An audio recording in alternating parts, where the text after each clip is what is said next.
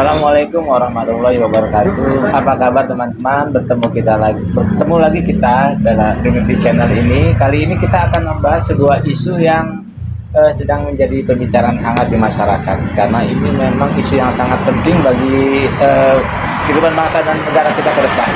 Isu yang dimaksud adalah usulan dari Ketua MPR Bambang Susatyo untuk mengamandemen Undang-Undang Dasar 45.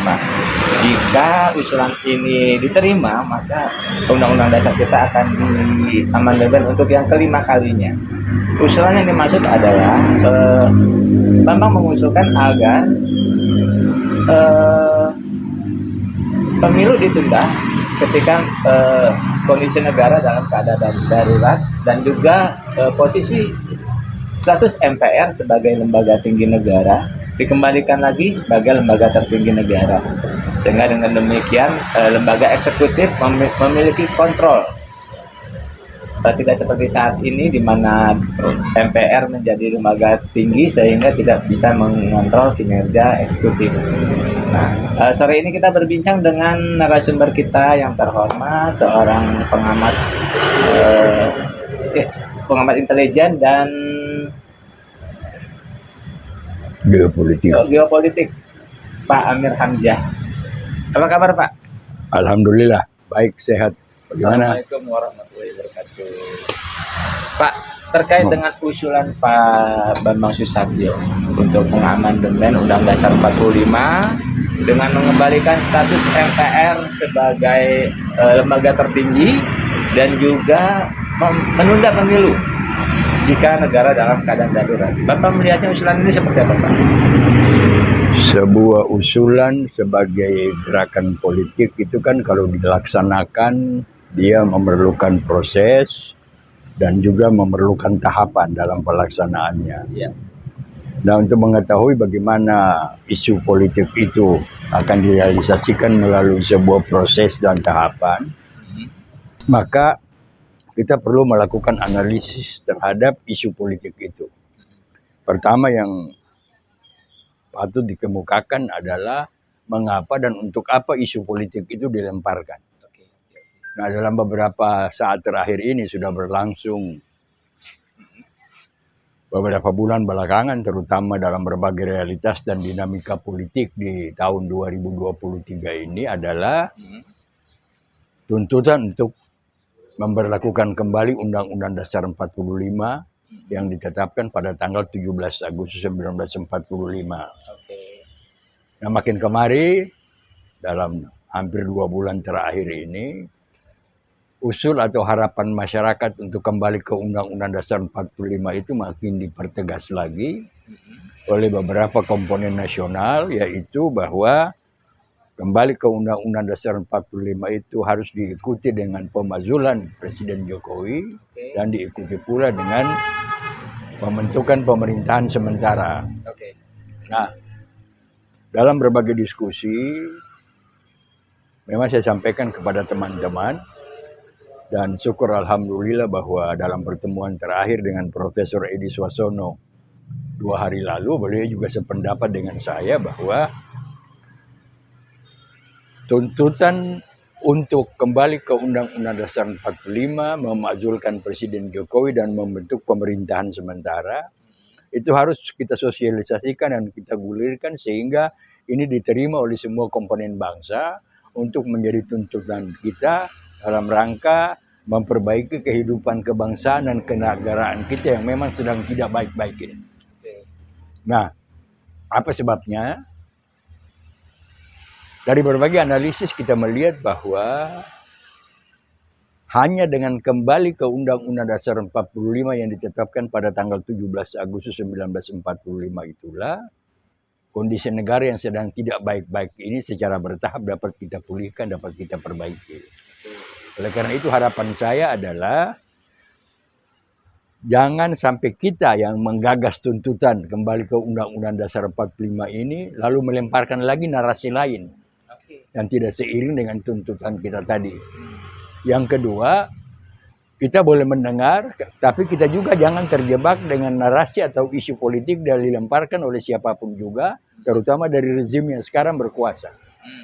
Nah, dalam konteks inilah saya melihat bahwa memang ada rasa terima kasih bahwa apa yang disampaikan oleh beberapa tokoh seperti Pak Mahfud MD, Pak Jimli Asidi, Pak Lanyala, dan juga oleh Pak Bambang Susatyo, itu adalah mungkin merupakan respon terhadap tuntutan masyarakat untuk kembali ke Undang-Undang Dasar 45 asli.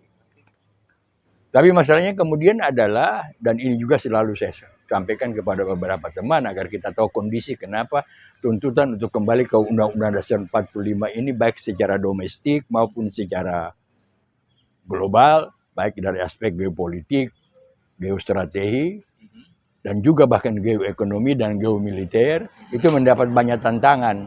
Karena kalau kita kembali ke Undang-Undang Dasar 45, begitu itu didekretkan, semua kan yang ada bubar. Ya, betul. Presiden Jokowi bubar, Wapres Ma'mun Amin bubar, MPR bubar, DPD bubar, DPRD bubar, semua bubar dan harus kita bentuk baru walaupun sifatnya sementara. Nah, oleh karena itu saya kira mereka yang ada dalam rezim sadar bahwa suara masyarakat ini tidak bisa dibiarkan saja. Harus bisa direspons. Tetapi merespons tuntutan masyarakat ini dengan perhitungan bahwa jangan sampai menimbulkan kerugian bagi rezim. Dalam rangka mengantisipasi itu bahwa boleh merespons tuntutan masyarakat, tapi jangan sampai rezim ini rugi, maka mereka lontarkan berbagai wacana, seolah-olah dengan wacana atau narasi itu, kondisi yang tidak baik ini bisa kita perbaiki. Oh, Pak, artinya usulan itu seperti udah nanti akan menimbul, saya katakan bahwa usulan ini bukan hanya untuk menyelesaikan masalah, tapi akan menimbulkan masalah baru. Karena apa? Mari saya uraikan satu-satu. Ya. Yang pertama adalah harapan Bambang Susatyo yang juga didukung oleh Surya Paloh untuk menetapkan kembali MPR sebagai lembaga tertinggi negara. Ya. Nah, kalau sampai terlepas dari kapan ya, karena nanti kalau andai kata dibikin sekarang, variabelnya dan realitas serta dinamikanya lain. Kalau dibikin setelah 2024 juga variabelnya mungkin juga lain karena perkembangan sudah berkembang maju. Tetapi andai kata berhasil ditetapkan amandemen untuk merubah ketetapan mengenai MPR yang sekarang menjadi MPR sebagai lembaga tertinggi negara, maka otomatis presiden adalah mandataris MPR. Ya kan? Jadi presiden bekerja atas tugas MPR. Nah, ya, tapi jangan kita lupa, kalau cuma kita amandemen saja mengenai kewenangan posisi MPR, maka jangan kita lupa bahwa dalam rangka melaksanakan tugasnya sebagai mandataris MPR, itu presiden perlu didampingi oleh sebuah lembaga yang namanya Dewan Pertimbangan Agung. DPA-nya sekarang udah nggak ada. Ya? DPA-nya nggak ada, gitu kan? Nah, karena apa? Karena MPR adalah lembaga tertinggi negara, maka wewenang dia adalah memilih, melantik, dan memberhentikan presiden. Setiap saat dia bisa koreksi presiden. Setiap saat dia bisa tanya presiden. Dalam membangun komunikasi dengan MPR, kan presiden kan perlu advis, perlu masukan. Maka perlu ada sebuah lembaga yang namanya Lembaga Dewan Pertimbangan Agung, terdiri dari tokoh-tokoh masyarakat yang betul-betul hanya sudah berpikir kepentingan negara, mereka tidak lagi pikir kepentingan pribadi. Nah, dengan demikian maka dengan hanya menawarkan perubahan posisi MPR, ini kan tawaran yang pincang. Satu. Kedua, kan ada tuntutan dari masyarakat. Makzulkan Presiden Jokowi. Nah sekarang kalau MPR jadi lembaga tinggi negara, kan dia juga. Dia bisa menunjuk Jokowi. Dia masih menunjuknya. Kan dia menunjuk Jokowi lagi dan jadi mandataris dia. Betul. Satu, kan? Nah, dan ini kan saya bilang tadi, ini kan cuma cerita Abu Nawas. Oleh karena itu, saya bilang kita harus merespons suasana ini seperti dengan analisa strategis yang cukup tajam agar kita tidak terjebak dalam permainan mereka.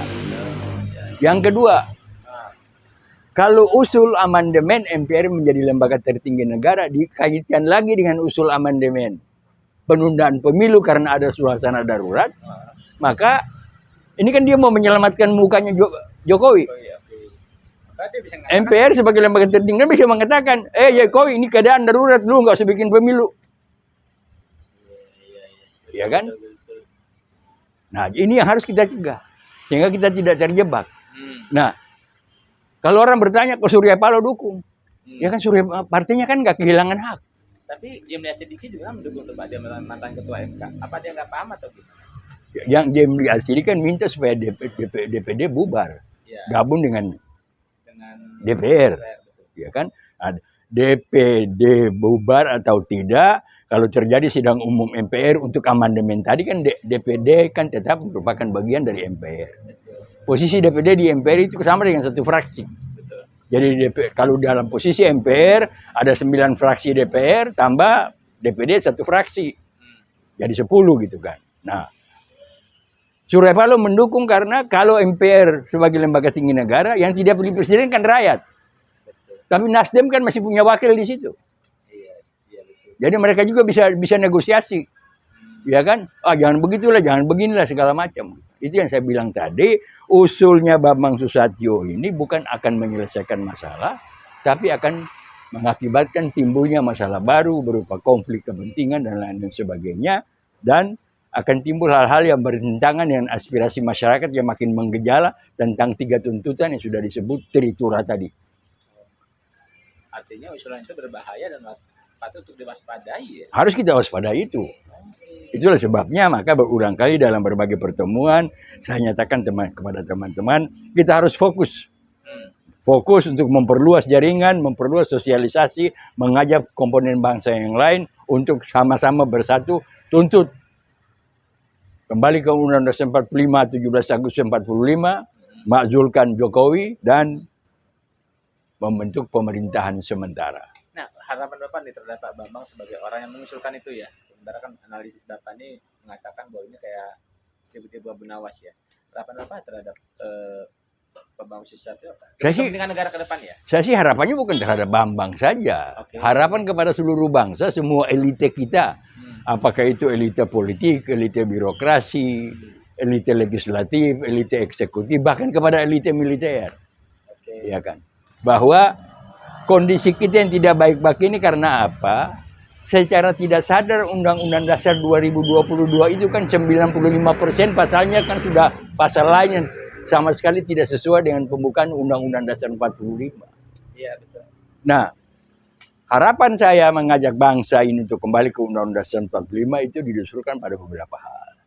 Kalau sekarang negara kita yang tidak baik-baik aja, karena Undang-Undang Dasar 45 itu berbicara tentang jati diri kita.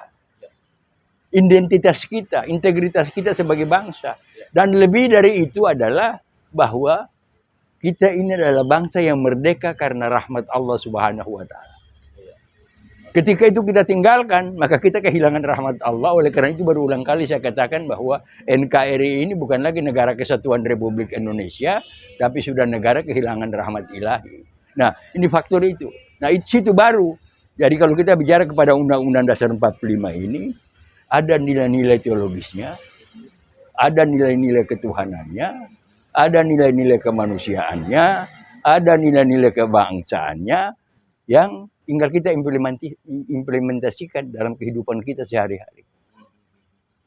Yang amandemen Undang-Undang Dasar 45 yang 4 kali waktu itu menghilangkan Kan itu ya. sudah menghilangkan kan 4 Profesor Kailan dan beberapa profesor dari Gajah Mada dari universitas-universitas terkemuka dalam diskusi dengan mantan Wapres Tri Sutrisno, hasil analisa mereka bahwa 95% pasal yang ada dalam Undang-Undang Dasar, yang kebanyakan orang bilang Undang-Undang Dasar palsu ini, itu bertentangan dengan pembukaan Undang-Undang Dasar 45. Makanya kita lihat kehidupan bangsa kita ini, sekularisme, LGBT menjadi-jadi, polisi menganggap ulama sebagai musuh umat Islam, dikit-dikit dibilang teroris, dan lain-lain sebagainya. Karena apa?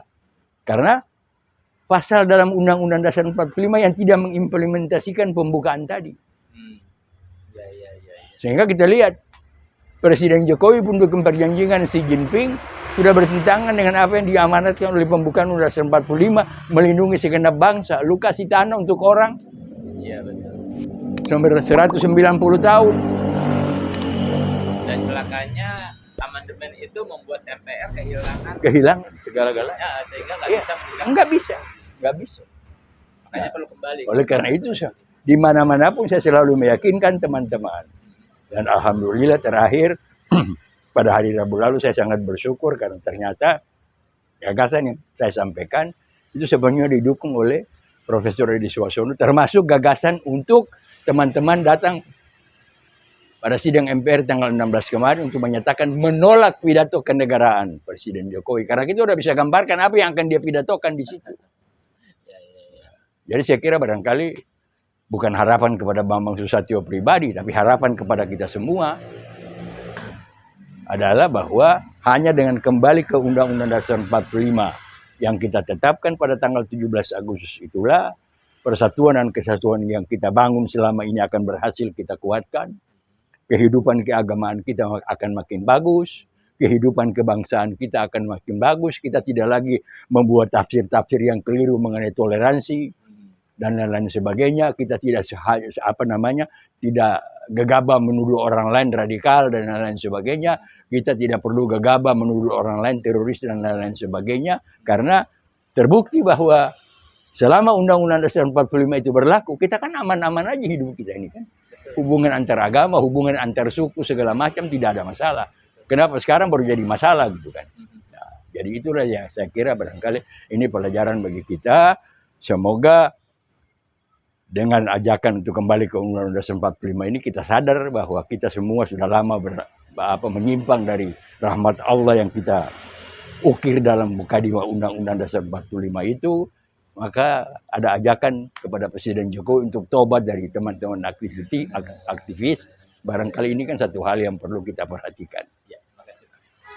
Nah teman-teman, perlu diketahui bahwa amandemen Undang-Undang Dasar 45 yang terjadi sampai 4 kali antara tahun 1999 sampai 2002 itu memang secara fundamental merubah kehidupan negara kita karena pasal-pasal di dalamnya itu tidak sinkron dengan mukadimahnya, sehingga apa yang kita alami sekarang seperti Pak Amir tadi bilang memang harus dihentikan dan kita harus kembali kepada Undang-Undang Dasar 45 gitu ya Pak ya.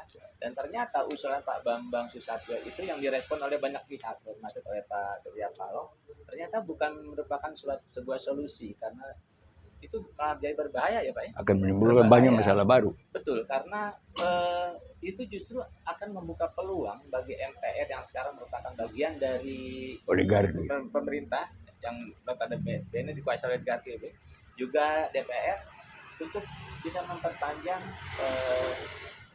jabatan dari Pak Jokowi maupun pemerintahannya, gitu ya, Be? Dan juga menunda pelaksanaan pemilu. Ya, dan juga menunda pelaksanaan pemilu. Nah, teman-teman, semoga diskusi ini bermanfaat. Kita bertemu lagi di lain kesempatan. Assalamualaikum warahmatullahi wabarakatuh. Waalaikumsalam. Terima kasih, Be.